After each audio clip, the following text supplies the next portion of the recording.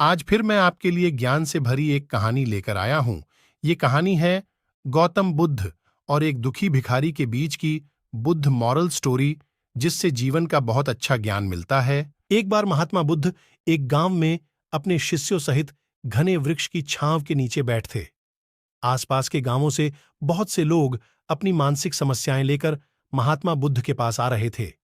महात्मा बुद्ध उन सबकी मानसिक परेशानियों का समाधान देते।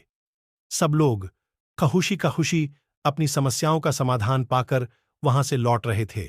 वहीं से कुछ दूर बैठा लोगों को बुद्ध के पास जाते देख एक दुखी भिखारी अपने भाग्य को कोसता हुआ यही सोचने लगा कि अभी कुछ देर पहले तो ये लोग दुखी मन से मुंह लटकाए उन महात्मा के पास गए थे, और अब इतना खुश होकर कैसे वापस लौट रहे हैं। आखिर माजरा क्या है, जरा मैं भी जाकर देखूं कि वो महात्मा ऐसा कौन सा खजाना बांट रहा है। इन लोगों को वे इतने प्रसन्न हुए कि उनके चेहरे लाल हो गए। जब वो दुख भिखारी कुछ नजदीक गया तो उसने देखा कि ये महात्मा तो लोगों को प्रवचन देकर लोगों के दुख का निवारण कर रहे हैं। यह देखकर भिखारी के मन में भी तीव्र इच्छा हुई कि क्यों न मैं भी इन महात्मा को अपना दुख बताऊं। मुझे भी अपने दुख का समाधान अवश्य मिलेगा, बस फिर क्या था। समाधान पाने की लालसा लिए भिखारी महात्मा बुद्ध के सामने पहुंचा और हाथ जोड़कर प्रणाम करते हुए बोला, हे महात्मा बुद्ध, मैं भी लोगों की मदद करना चाहता हूं। मुझे लोगों की मदद करने की बहुत इच्छा है, लेकिन मैं कैसे मदद कर सकता हूं।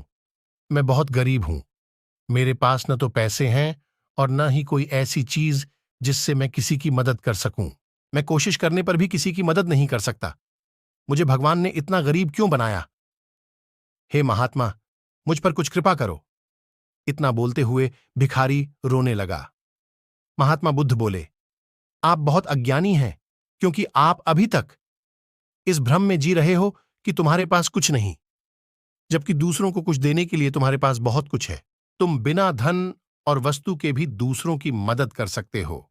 तुम्हारे पास जुबान है, जिससे तुम मीठे शब्द बोलकर किसी के दुखी चेहरे पर मुस्कान ला सकते हो।